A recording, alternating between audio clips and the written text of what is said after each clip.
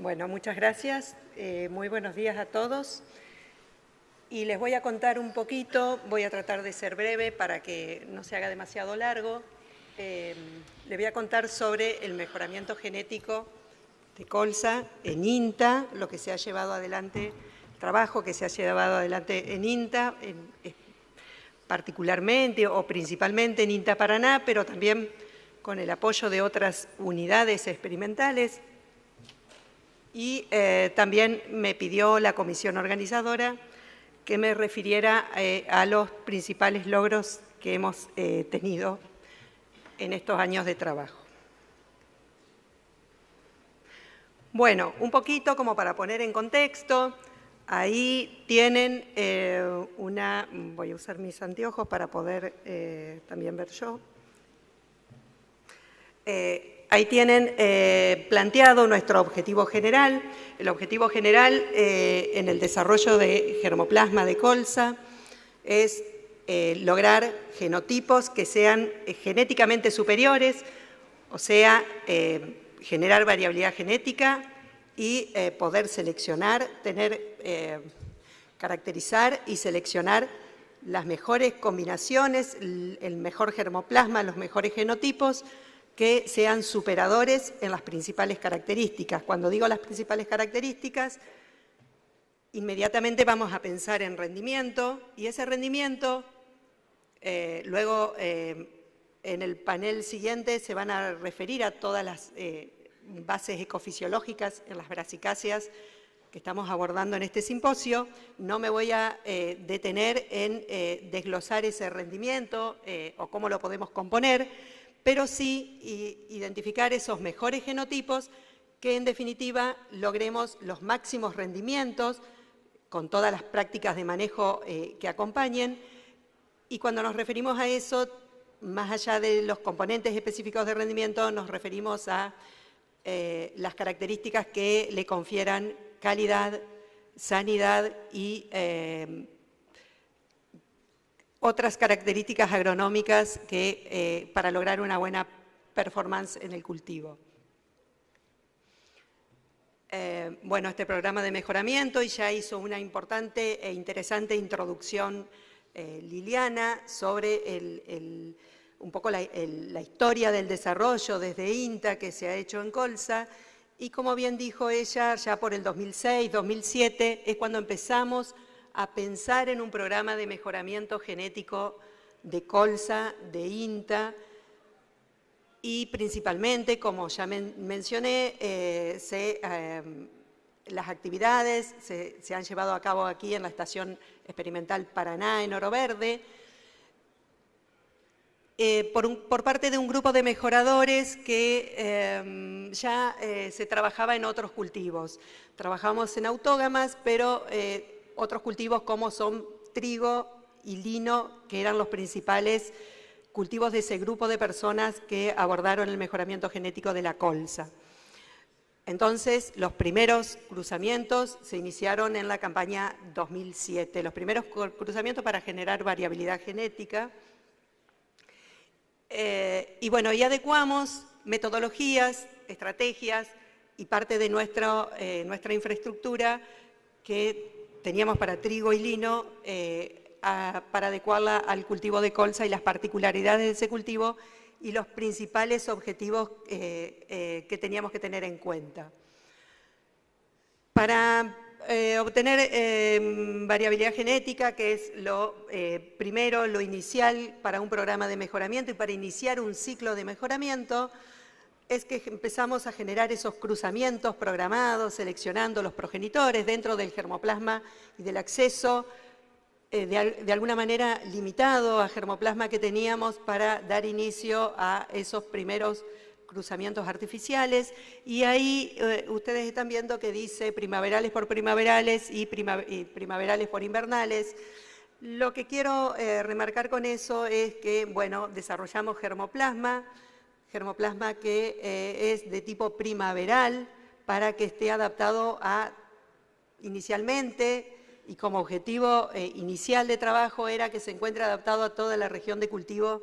de Argentina. Luego fuimos un poquito más ambiciosos, y podríamos decir, y también pensamos en nuestros vecinos, en nuestros países vecinos como posibles socios para poder difundir nuestro germoplasma. Y ese primaverales por primaverales, bueno, el germoplasma elite para combinar y obtener los mejores recombinantes, digamos, las mejores combinaciones y acumular en nuevos genotipos todo lo bueno de los que estaban presentes o disponibles para nosotros, y también esa estrategia de los invernales que requiere un esfuerzo más importante porque tiene que ver con tener que vernalizar para poder lograr que alcancen la etapa reproductiva y poder hacer esos cruzamientos artificiales. Luego es continuar vernalizando para, a partir de una segunda generación, dejar que se pierda lo que requería vernalización, que era de tipo invernal, porque no era un objetivo del programa obtener cultivares invernales, porque iban a tener muy restringida su posible difusión en la región de cultivo. Y disculpen, también ahí menciono mutaciones inducidas para generar variabilidad, porque tenemos una limitante en el acceso a germoplasma, y entonces, junto con INTA, el Instituto de Genética de Castelar, también abordamos un programa de mutaciones, primero con mutaciones de tipo físicas, con rayos X, luego con mutágenos químicos, para intentar recuperar algún mutante con características deseables. Alguna mención le hago más al final de la presentación sobre los resultados que son, por lo menos hasta el momento, limitados. Bien, y para no hacerlo tan extendido a mi presentación, les comento que luego de generada esa variabilidad genética, tenemos varias generaciones, 6, 7, dice ahí, pueden ser entre 5, 8 o 9, depende del mejorador, en que hay que hacer seguir alguna metodología de endocría para avanzar generación tras generación en las etapas iniciales, eliminando lo que tiene características, una selección negativa, le llamo yo, eliminar lo de peores características, para luego en las etapas más avanzadas comenzar así a hacer una selección de forma positiva, o sea, ir identificando los mejores genotipos, las mejores poblaciones inicialmente y luego los mejores genotipos dentro de cada una de esas poblaciones. Ese es un trabajo que es de varios años, lleva un montón de trabajo dependiendo del método que se emplea, y un montón, sobre todo, más que el trabajo no le tenemos tanto miedo, sí un montón de generaciones, y entonces cuando nosotros programamos un cruzamiento atendiendo alguna dificultad, alguna limitante, luego pasan muchos años hasta que podemos estar evaluando ese germoplasma en ensayos comparativos de rendimiento, y quizás la demanda puede haber cambiado entre tanto. Ahí, y no para abordar una clase de mejoramiento genético, ni mucho menos, hay dos esquemas de endocría, de conducción de todas esas generaciones, que son dos esquemas con los cuales principalmente trabajamos nosotros, y que son más o menos demandantes de trabajo, de horas hombre, de trabajo que nos demandan, pero lo que yo quiero que se vea aquí, que esto que está entre estas dos líneas punteadas, quiere significar un montón de generaciones de trabajo. Que en algún momento nosotros también, entre un montón de cosas que hemos hecho para ir ajustando esas metodologías y lograr la eficiencia, hemos logrado hacer en contraestación, o más que en contraestación, 2 generaciones en el año, sembrando muy temprano al inicio de fines del verano, inicio del otoño, y luego ya en el invierno, porque no era en las condiciones, no necesitábamos condiciones normales de cultivo, sino que necesitábamos avanzar más rápido en esas generaciones. Y entonces, este esquema que modifiqué un poquito, hay una estrategia que ya dependemos de gente, de profesionales y técnicos especializados, en biotecnólogos básicamente, o gente que esté, profesionales que estén dedicados a la biotecnología, que nos permite avanzar muy rápido en esas generaciones y saltearnos, si me permiten el término y entre comillas, todas esas generaciones de muchísimas parcelas a campo y de mucho trabajo. ¿Y qué permite esa estrategia, que es el cultivo, a partir del cultivo de micrósporas y la obtención de haploides que luego se pueden duplicar y obtener los doble haploides, o sea, líneas homocigotas, perfectamente homocigotas, en muy poco tiempo, en el tiempo que demande esa técnica desde el laboratorio,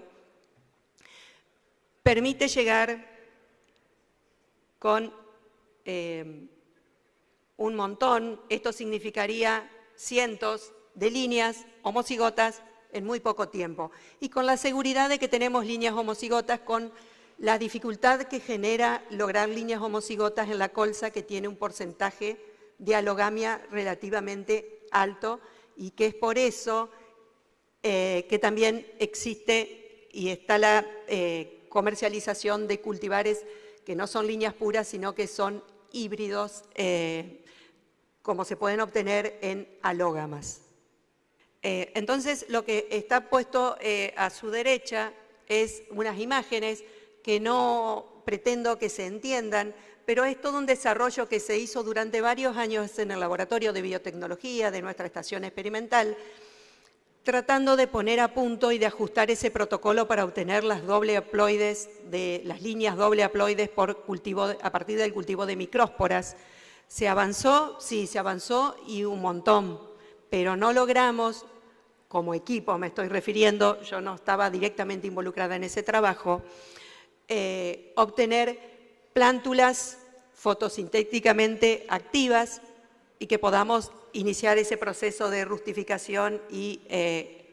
luego obtener esas líneas puras a partir de esta metodología. Eso es algo que por priorizaciones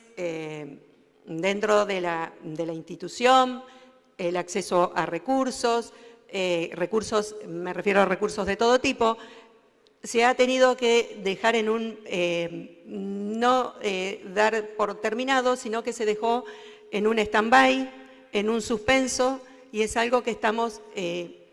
comenzando a charlar nuevamente para poder retomar de alguna manera. Retomarlo directamente como institución o retomarlo también con algún tipo de articulación con otra institución, sea de Argentina o sea de otro país, para poder lograr eso, porque en mi rol de la mejoradora que está a cargo de este programa de mejoramiento,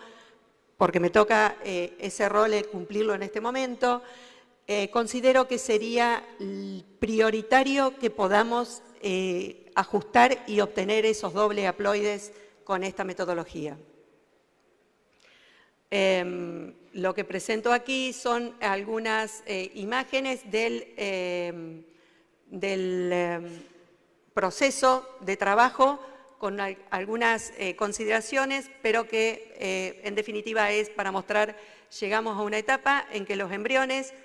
se conseguían esos embriones, pero luego no lográbamos las plantas, plántulas normales. Bien. Hasta ahí el proceso de endocría, de conducir todas esas generaciones y todo ese trabajo, una vez que consideramos que tenemos ese germoplasma con una homocigosis, con un nivel de homocigosis alto, importante, es cuando seleccionamos plantas dentro de cada una de esas poblaciones y comenzamos la caracterización, y esto es, seleccionamos las plantas de aquellas poblaciones que consideramos que tenían algún potencial y debían continuar en el campo. en todas esas generaciones. Luego comenzamos el trabajo de caracterización de esas líneas puras y antes de que vayan a esos ensayos comparativos de rendimiento, ahí tienen un punteo de las principales características que tratamos de lograr información, caracterizar cada una de esas líneas y tomar la decisión sobre la continuidad. En primer lugar, que menciona calidad, bueno, la calidad, Liliana también me evita un montón de aclaraciones, ya estuvo comentando sobre la base de comercialización, el contenido de aceite y la importancia como oleaginosa de lograr genotipos con alto contenido de materia grasa. A través de tecnología no destructiva, de equipos que tenemos dentro del laboratorio de cereales, de calidad de cereales y oleaginosas, se caracteriza el germoplasma una vez que está estabilizado por el contenido de materia grasa. También se han hecho algunos trabajos años anteriores tratando de lograr germoplasma con un perfil de ácidos grasos diferente al que es convencional para la colza 00 o colza canola. Luego, bueno, altura, dice, ahí menciono altura, porte, estructura de planta, vuelco, fenología, uniformidad a la floración y madurez. Son todas características que tomamos a campo con ensayos sembrados este material en fecha óptima para la siembra de este cultivo y que se abordará luego en el próximo panel. En cuanto a la uniformidad de la floración y la madurez, hago mención a que es una característica que también nos resulta un desafío obtener ese germoplasma con mayor uniformidad y tanto en la floración como en la madurez, porque es un carácter deseable para a la hora de implantar el cultivo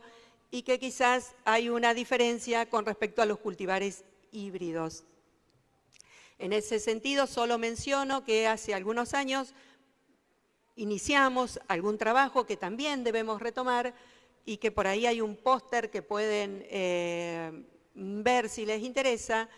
de lograr un fenotipado a través de imágenes obtenidas con dron para poder empezar a mirar un poquito la dinámica de floración y detectar diferencias a nivel de genotipo en ese progreso de la floración y que en definitiva tiene que ver con la uniformidad y que también va a tener que ver con la uniformidad en la madurez. Y bueno, y ahora voy a hacer a continuación, aquí las imágenes que están viendo son de algunos ensayos de todo este material llevados adelante en nuestros lotes de experimentales. Y ahora me voy a hacer una mención un poquito más en detenimiento con respecto a la sanidad del cultivo. Y antes, para no olvidarme, quiero mencionar que nosotros trabajamos fuertemente en caracterizar el germoplasma por su comportamiento frente al cancro de la base del tallo, que es uno de los principales patógenos, lo que se denominaba hasta hace muy poco Phoma lingams, que ahora pasó a llamarse Plenodomus lingam, pero que en esencia el problema sigue siendo exactamente el mismo. Y entonces tenemos un trabajo muy fuerte en la caracterización del germoplasma con aislamientos y con lo prevaleciente en nuestra región de cultivo, en el área de influencia de nuestra estación experimental. Aquí quiero mencionar a la ingeniera Chut, Lorena, que hace un trabajo muy importante e interesante para ayudarnos en la caracterización. Y bueno, ha ajustado metodologías que tienen que ver con evaluación,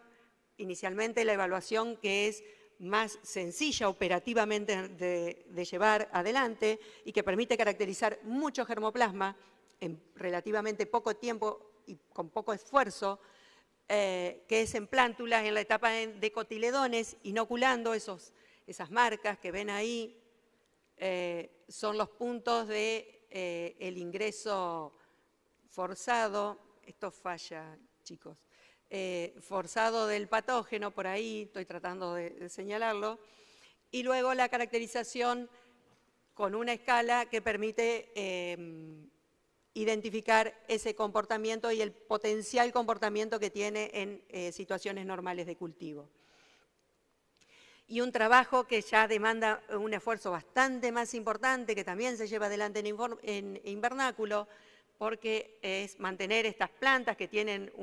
la estructura y un porte muy importante, mantenerlo en macetas, pero es la inoculación y el seguimiento durante todo el ciclo de cultivo para llegar al final a caracterizar con cortes ese cancro, el progreso del cancro en el tallo y que en definitiva es lo más cerca que estamos con evaluaciones de tipo experimentales y en condiciones controladas de poder reflejar el comportamiento que va a tener en condiciones normales de cultivo y frente a la presión de ese patógeno y las condiciones ambientales predisponentes para que se dé ese famoso triángulo y que se produzca la enfermedad. Entonces, bueno, este es un trabajo que lleva un ciclo largo, pero que logra caracterizar el germoplasma de esta manera.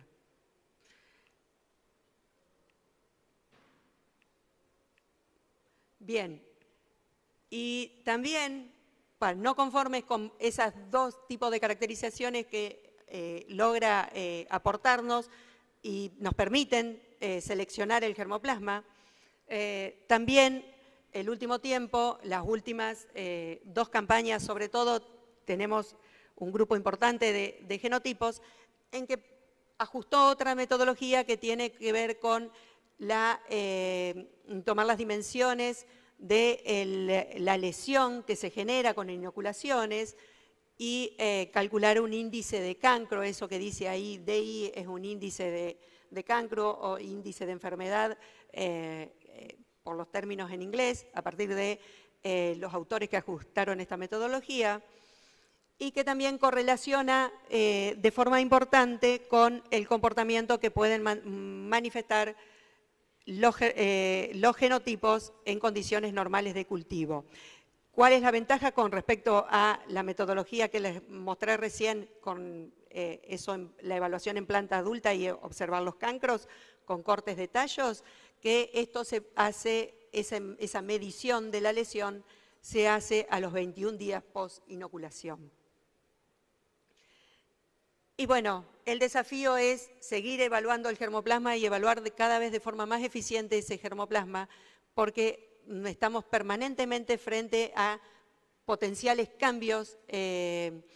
la virulencia del patógeno y que cultivares de buen comportamiento de un momento para otro pueden empezar a mostrarse más susceptibles.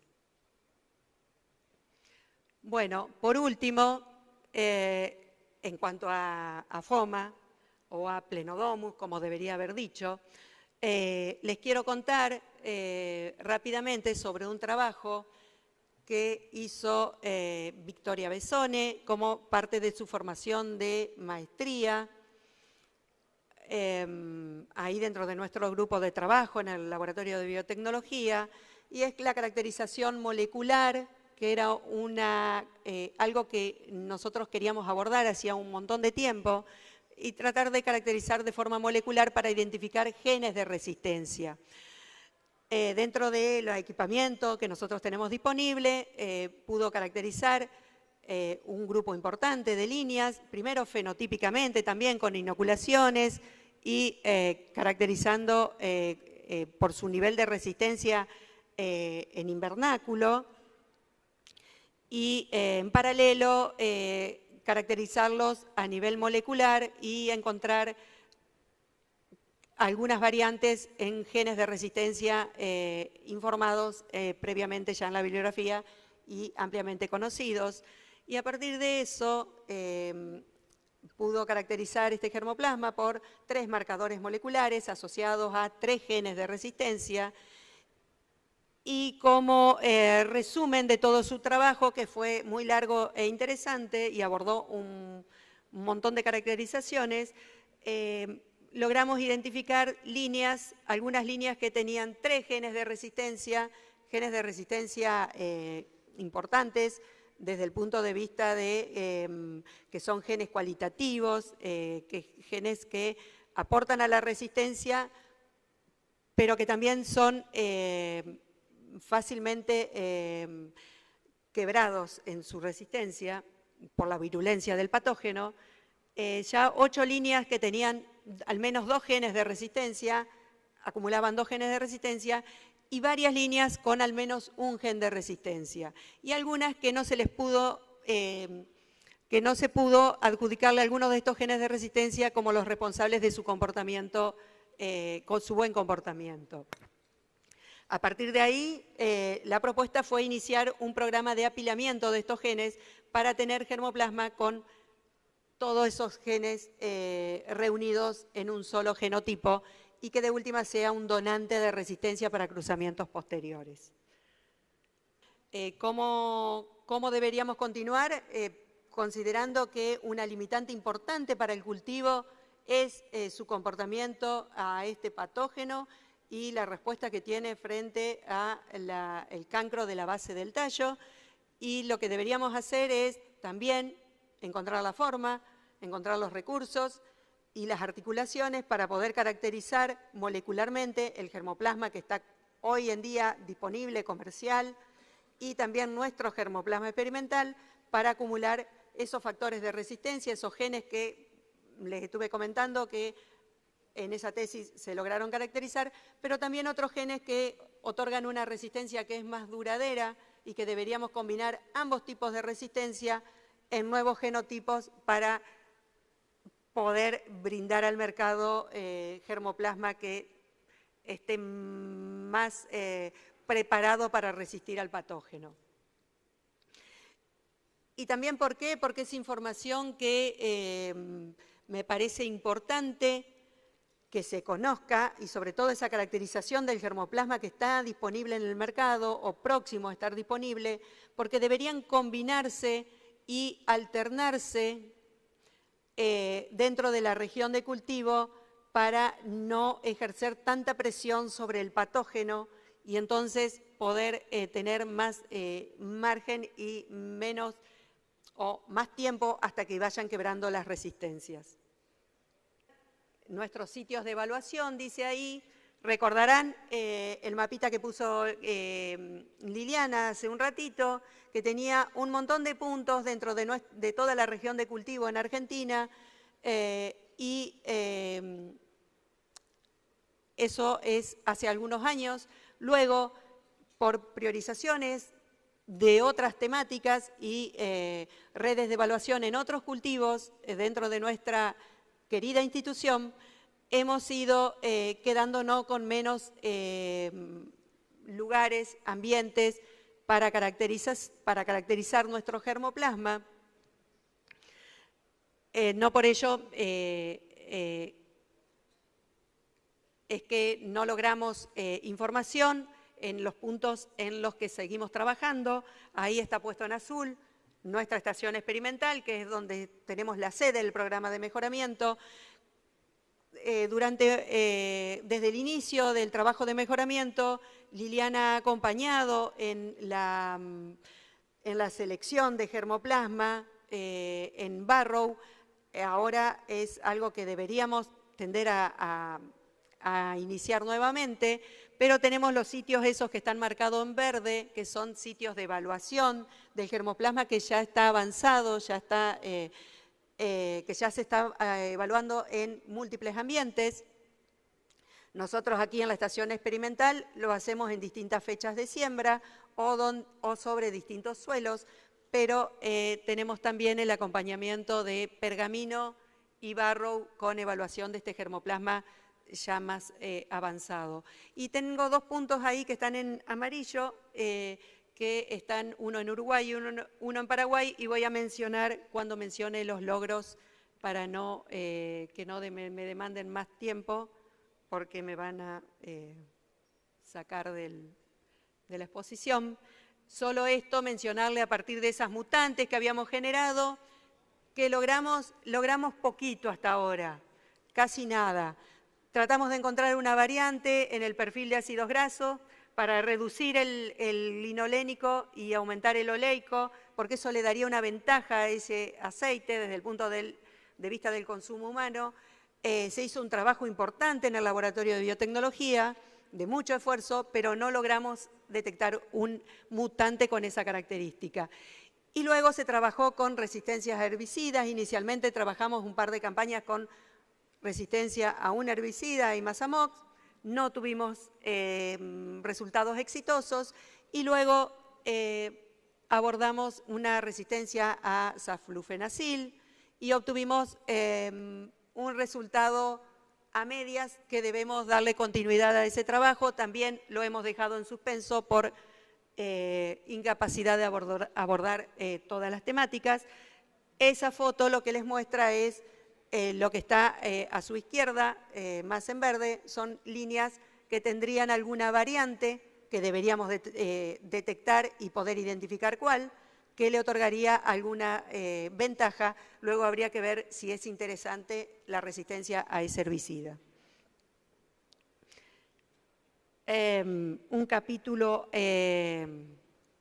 aparte en nuestro trabajo, que es difícil de comentarlo y visualizarlo, es lograr las multiplicaciones con condiciones de aislamiento y condiciones de evitar fuera de tipos, que en las colzas nos demanda un esfuerzo importantísimo y que tenemos que hacerlo con mucho a pulmón más que nada. Tenemos la expectativa de en la próxima campaña ya tener algunas instalaciones que nos ayuden. Y bien,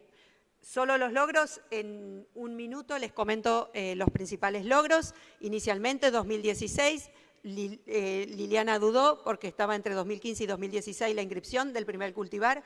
y que esté disponible en el mercado. El primer cultivar de colza, que es Macacha INTA, ahí logramos un convenio de transferencia de tecnología para que lo multiplique y lo difunda, lo venda. Copar, una cooperativa de aquí, de nuestra provincia, y es quien inicialmente apostó a nuestro programa de mejoramiento, aceptando ser socios y apostando al desarrollo de la colza. Luego, a partir del 2020, se logró junto con vinculación tecnológica, hicimos una adenda para que lo comercialice en otros países y se empezó a comercializar particularmente en Uruguay y de la mano de 3 agros de Uruguay, que son sus socios, los socios de la cooperativa.